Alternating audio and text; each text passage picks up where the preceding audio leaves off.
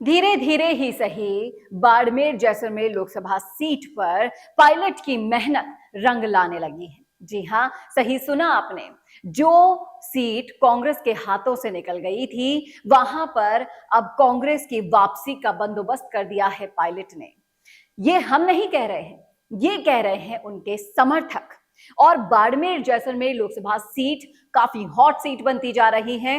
एक तरफ बीजेपी ने कैलाश चौधरी का नाम तो निकाल दिया है, लेकिन वहां पर उनका भी जो नाम है वो विवादों में चल रहा है। लोग उनको समर्थन नहीं देना चाहते हैं।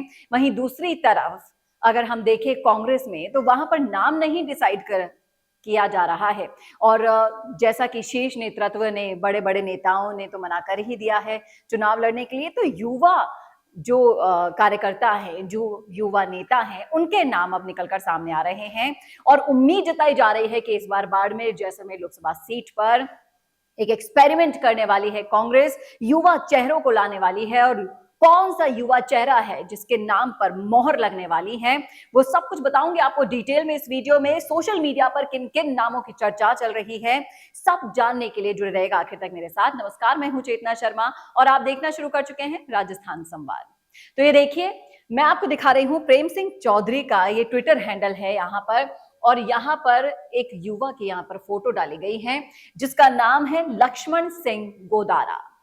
उनका कहना है कि बाड़मेर जैसलमेर लोकसभा क्षेत्र से कांग्रेस पार्टी इस बार युवा उम्मीदवार लक्ष्मण सिंह गोदारा को मौका देने जा रही है। जल्दी ही इस नाम का ऐलान होने वाला है, ये उन्होंने कह दिया है। और इसी के साथ साथ युवाओं और नौजवानों के वर्षों का संघर्ष अपने लक्ष्य से टकराने जा रहा है। और सीनियर नेताओं के लोकसभा चुनाव न लड़ने के फलस्वरूप एक युवा पर पार्टी भरोसा जताने जा रही है। एक बहुत बड़ी खबर यहाँ पर ये दे रही हूं मैं आपको। और इसमें आप देख सकते हैं लक्ष्मण सिंह गोदारा की इन्होंने फोटो डाली है और लगभग 80% इन्होंने ऐलान कर दिया है कि इन्हें ही टिकट मिलने वाला है। अब इनको जो लोग जवाब दे रहे हैं उसमें मैं आपको बताती हूँ। राकेश गोदारा ने यहाँ पे लिखा है कि पसीने की स्याही से जो लिखते हैं इरादों को, उसके मुकद्दर के सफेद पन्ने कभी कोरे नहीं होते।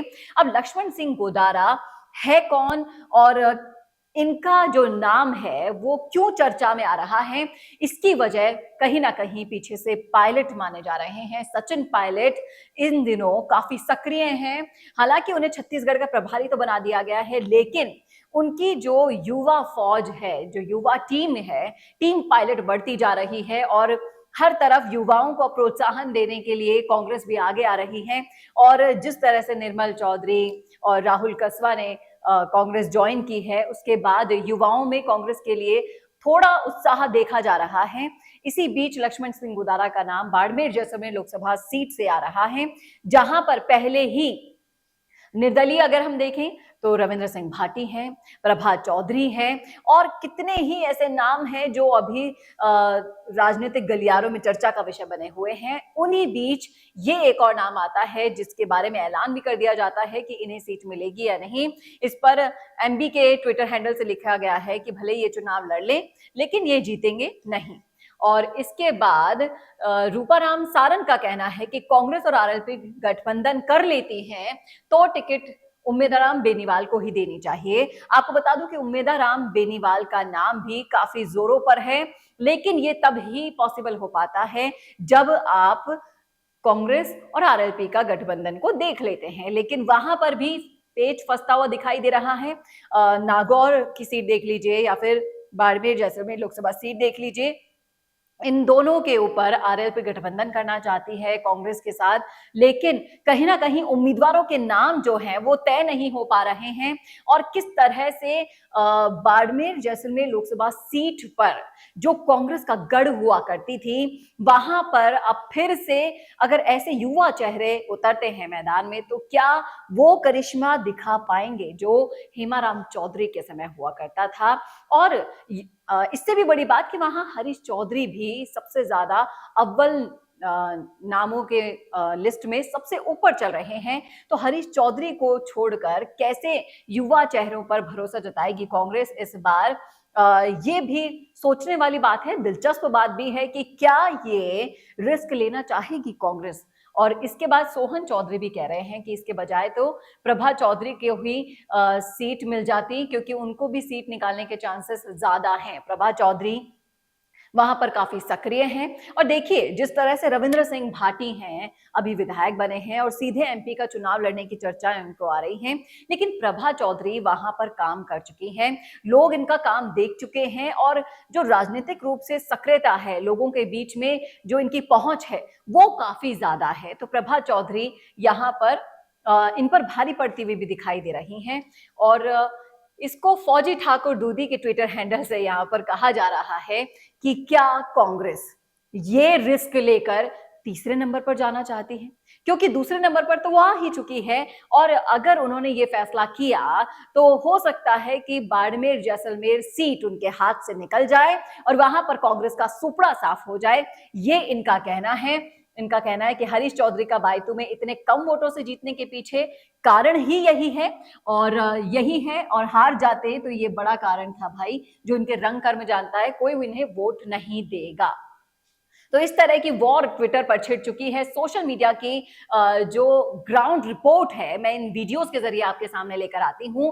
लोग क्या चर्चा कर रहे हैं राजनीतिक तौर पर, वो मैं आपको दिखाती हूँ इस वीडियो में। तो आप देख सकते हैं सब अपनी अपनी राय रख रहे हैं यहाँ पर।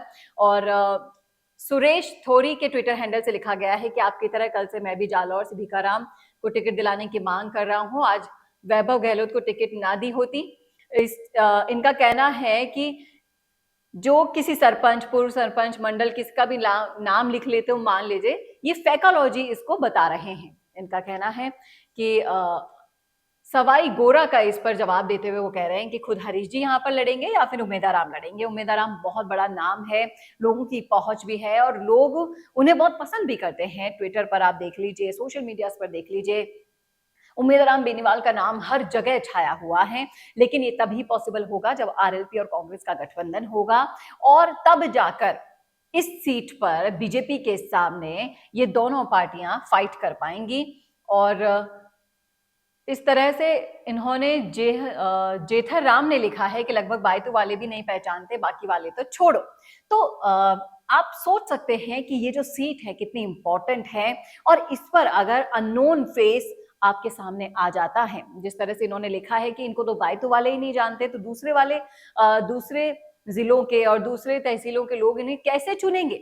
और जिस तरह से अगर इन्होंने कैलाश चौधरी के सामने अगर एक अननोन फेस उतार दिया तो कैलाश चौधरी के लिए जीत पाना और भी आसान हो जाएगा, ये इनका कहना है।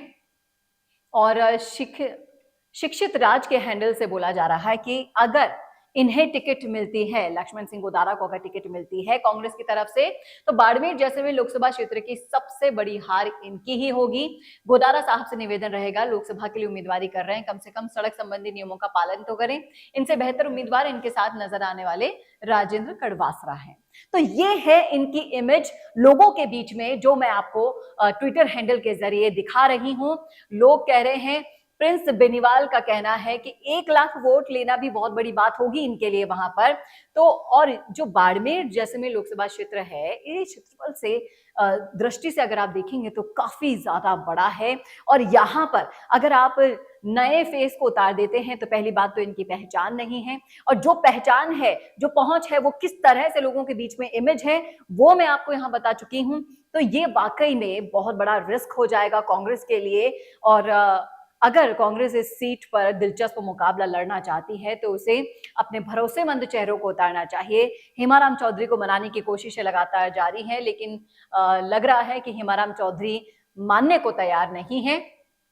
और चंद्र प्रकाश अपने ट्विटर हैंडल से कह रहे हैं, जो मैं कहना चाह रही थी वो ही इन्होंने कह दिया है कि तब तो कैलाश चौधरी को प्रचार करने की जरूरत ही नहीं है।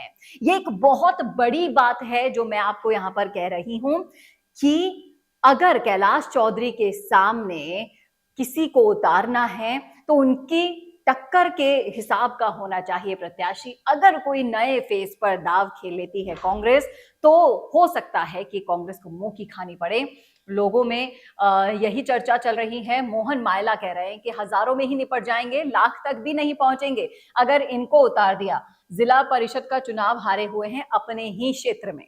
तो देख पा रहे हैं आप किस तरह से इनकी इमेज बनी हुई है।